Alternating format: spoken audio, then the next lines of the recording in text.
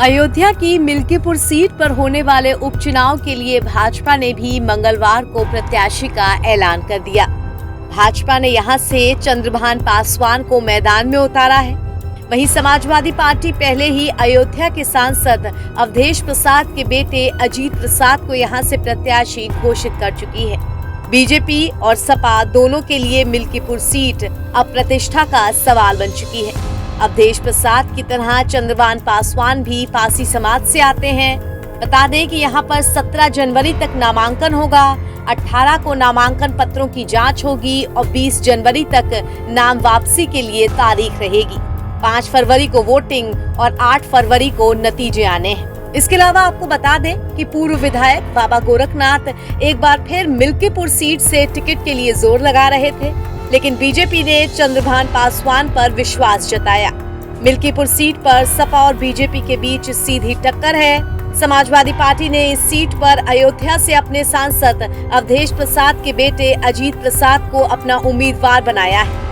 कांग्रेस ने सपा प्रत्याशी को समर्थन देने का फैसला किया है। वहीं मायावती के नेतृत्व वाली बहुजन समाज पार्टी ने उपचुनाव नहीं लड़ने का ऐलान किया है। चंद्रभान रुदौली से 2 बार जिला पंचायत सदस्य रह चुके हैं। अभी उनकी पत्नी जिला पंचायत सदस्य है। चंद्रभान पासवान का परिवार मुख्य रूप से सूरत की साड़ियों का व्यवसाय करता है। साड़ियों के व्यवसाय में ही पूरा परिवार सक्रिय है। रुदौली में भी साड़ी का कारोबार होता है। पिछले 2 वर्षों से मिल्कीपुर विधानसभा सीट पर वो सक्रिय थे।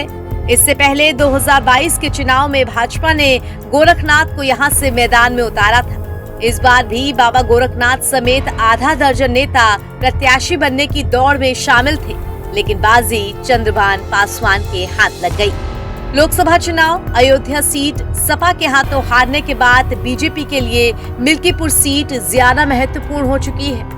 मिल्कीपुर से सपा विधायक रहे अवधेश प्रसाद के ही अयोध्या से सांसद चुने जाने के बाद ये सीट खाली हुई है। अयोध्या में राम मंदिर के उद्घाटन के ठीक बाद हुए लोकसभा चुनाव में अवधेश प्रसाद की जीत ने बीजेपी को बड़ा झटका दे दिया था।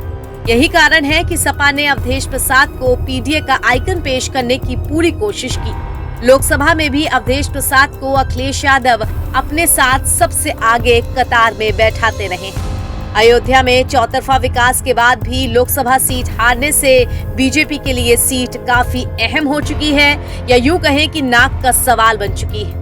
बीजेपी की कोशिश है कि मिल्कीपुर उपचुनाव जीतकर वो एक तरफ अयोध्या लोकसभा सीट हारने का बदला लेगी, तो दूसरी तरफ बताने की ये कोशिश होगी कि सपा को लोकसभा चुनाव में मिली जीत केवल एक तुक्का भर थी।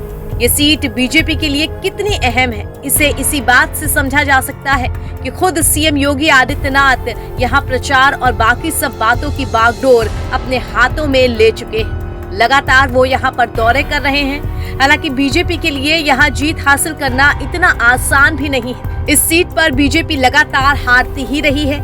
यहाँ तक कि पिछले 2 विधानसभा चुनाव में भी बीजेपी की लहर होने के बावजूद बीजेपी ये सीट नहीं जीत पाई थी। अब देखना दिलचस्प होगा कि इस बार के मिल्कीपुर चुनाव के नतीजे कैसे होते हैं। एनबीटी और लाइव की रिपोर्ट।